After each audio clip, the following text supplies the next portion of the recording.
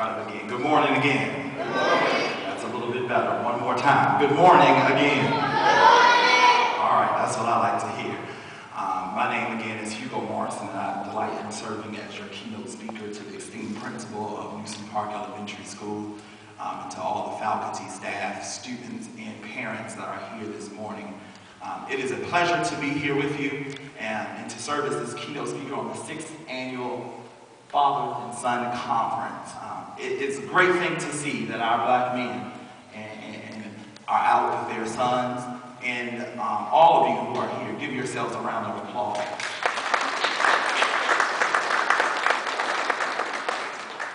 So, if I could for a few minutes, oblige upon you and just take care of a housekeeping rule. I know it's the 21st century, and I know that our hats are part of our fashion these days, but if you would, remove them so that we can teach our children, if it's not a part of your faith tradition, if you would remove your headdressing so that we can teach our children how to enter a building, and how important it is that they don't get to do it in class between Monday through Friday, so we don't want to give them the wrong impression. Is that all right?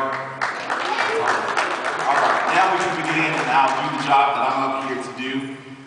I need every father, real quick, to repeat after me. Next is on me. Next is on me.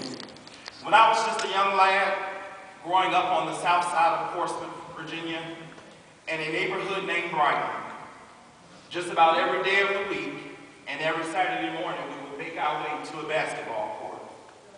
One understood that if you intended to play in the first game, you must get to the court early. However, just in case you didn't make it to the court early, it was also understood that there were 3 words you could utter that would put you in rotation and guarantee your spot on the court. So just in case you got to the court and the game was already in play, all you had to do was holler these 3 words, I got next, and it automatically reserved your spot on the court for the next game. Well, fathers, your next is sitting right next to you. So the relevant question becomes, what if my child was just like me? What kind of father would my child be? This mantra of I got next stems beyond the sports arena, stems beyond the basketball court, reaches further than the soccer field or that diamond-shaped baseball field. In fact, it stretches past the end zone of the football field and should invade every aspect of our lives. The next inventor could be staring you in the face. The next civil rights leader may be living under your roof. The next CEO could be molded by your hand. So I want to personally challenge each of you today to make a radical decision to make the connection. Making the connection engages every aspect and develops the total person. Men, it is essential for the full development of your offspring to know that you're interested in more than just his athletic ability. Moreover, your child is in need of a genuine concern, a loving affirmation, and validation from you, as opposed to having to look for somewhere else to validate him. Let me tell you a quick story. In this story, there are 2 characters, one by the name of Easy Eddie and one by the name of Al Capone. Before many of you young people were born, there was a rare gangster by the name of Al Capone. You talked about organized crimes, but there were none in that day or this day that could top that of Al Capone. So much so that movies, theater plays, scripts, and books have been developed about this person, Al Capone. He controlled everything bad that went on in all of Chicago. Capone was able to do all that he did because he had a good lawyer by the name of Easy Eddie. Easy Eddie was Al Capone's lawyer for one reason and one reason only. And that was because Easy Eddie was great at his job. No matter what the crime was that Capone had committed, Easy Eddie was able to get him out of just about everything. He was skilled in his craft.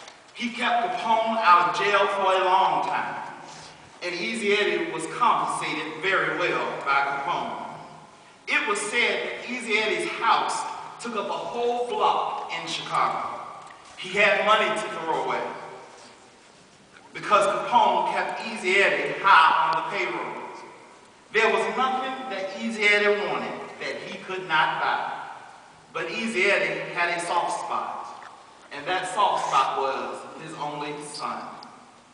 He bought that son all that money could buy: fancy clothes, sports cars, gave that boy the best education.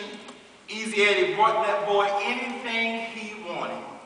Easy Eddie and Capone enjoyed a cordial relationship, but there came a time in Easy Eddie's life where he had to make a decision. There came a breaking point in Easy Eddie's life where he had to consider what meant the most in life: to leave that boy a fat bankroll and a nice-sized bank account, or to leave that boy a good name and a good life. What was really important? To leave him designer clothes, sports cars, and diamonds, or to leave that boy a good name and a good example? After months of pondering what he should do, Easy Eddie made a radical decision. Easy Eddie decided there has to be some way he could turn his life around. So Easy Eddie decided to go to the authorities and turn rep on Al Scarface Capone and turn him over to the authorities. He knew that in turning snitch, he would take his own life in his hand. But when he thought about that boy, he said it would be worth it all. He walked in the district's attorney office, turned over Capone's book, and told the DA everything he could think of, wrapped up his testimony, and left there worried, but got home and saw a picture of that son on his mantle and said it was worth it all. A year later, Easy Eddie died on a lonely Chicago street in a blaze of gunfire. But that's the end of part one of that story. But let's take this story a little further. There is another character in this story who was a war hero by the name of Butch O'Hare. Butch O'Hare will forever be remembered as having a heart for people. There was nothing that Commander Butch O'Hare would not do for his fellow man. Commander Butch O'Hare was a fighter pilot, and it is single-handedly credited to his account for stopping a whole Japanese fleet and saving an entire American squadron by himself. He was such a hero that when the battle was over, the hometown of Chicago gave him the Congressional Medal of Honor for his service to humanity. A year later, after receiving this award, O'Hare lost his life in service to that American dream. Chicago was so indebted to Butch O'Hare that they had a parade. And in order that his memory would last forever, Chicago built an airport, the O'Hare Airport. In fact, when you fly into Chicago, there's a bronze statue that says, "In loving memory of Butch O'Hare." They then decided that that wasn't even enough. So they took it one step further to make his name immortal, that it may live on forever. They then named the airport after him, the Chicago O'Hare Airport. I know you're wondering, what does Butch O'Hare have to do with Easy Eddie? But Butch O'Hare was Easy Eddie's only son.